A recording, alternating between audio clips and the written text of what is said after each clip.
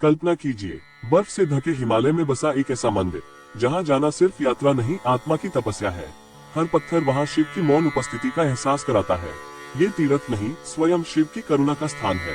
आज हम आपको ले चलेंगे केदारनाथ की उस पावन कथा में, जहां पांडवों की पश्चाताप भक्ति में बदल गई और शिव ने स्वयं दर्शन दिए। महाभारत का युद्ध समाप्त हो चुका था।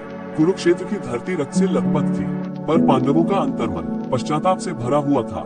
भ्रातृ हत्या के इस पाप से मुक्ति के लिए भगवान श्री कृष्ण ने उन्हें शिव की शरण में जाने को कहा। पांडव सबसे पहले काशी पहुँचे, लेकिन शिव उनके पापों से रुष्ट थे और हिमालय की ओर प्रस्थान कर गए। पांडव भी उन्हें खोजते हुए हिमालय के केदार क्षेत्र तक आ पहुँचे और वहीं उन्हें एक विचित्र दृश्य दिखा। भैंसों का झुंड पर्वतीय घास चल रहा था। भीम को संदेह हुआ, शिव इन्हीं में छिपे हो सकते हैं। तब उन्होंने अपना विराट रूप धारण किया, दो पहाड़ियों पर अपने पैर फैलाए ताकि कोई बैल उनके नीचे से निकल न सके। सभी बैल तो निकल गए, लेकिन एक बैल जैसे पृथ्वी में समाने लगा। भीम ने दौड़कर उसे पकड़ना चाहा, पर उनके हाथ सिर्फ पूंछ ही आ पाए। वही बैल भगवान शिव थे, जिनका शरीर धरती में समा गया और फिर उनके विभिन्न अंग अलग अलग स्थानों पर प्रकट हुए।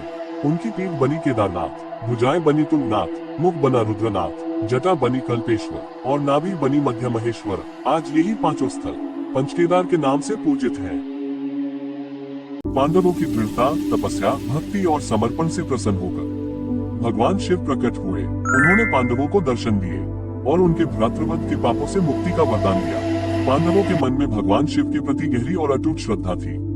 इसी श्रद्धा ने उन्हें प्रेरित किया कि इस स्थान पर एक मंदिर बनाया जाए, ताकि आने वाले समय में लोग इस पवित्र स्थान पर आकर भगवान शिव की पूजा और आराधना कर सके। इसके बाद पांडवों ने केदारनाथ मंदिर का निर्माण शुरू किया।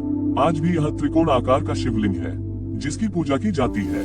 इसके पश्चात अपना जीवन समर्पित मानकर उन्होंने मोक्ष की कामना के लिए हिमालय की ओर अंतिम यात्रा आरंभ की, जिसे हम आज स्वर्गारोहण के नाम से जानते हैं। समय बीता, युग बदले, लेकिन केदारनाथ धाम की महिमा बनी रही।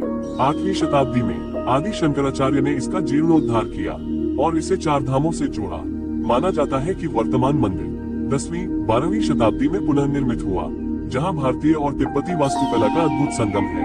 यह मंदिर इतना दृढ़ है कि 2013 की विनाशकारी बाढ़ में भी इसका गंभीर अडिग रहा, जैसे कोई अदृश्य शक्ति इसकी रक्षा कर रही हो। केदारनाथ की कथा केवल पत्थरों में गढ़ी हुई कहानी नहीं, बल्कि भक्ति, साहस और त्याग का जीवन प्रतीक है।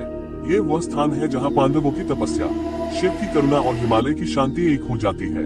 आज भी हर श्रद्धालु यहाँ आकर अपने भीतर की अशांति छोड़कर शिव के दर्शन में स्वयं को पा लेता है। केदारनाथ एक धाम, एक अनुभूति, एक अनंत यात्रा।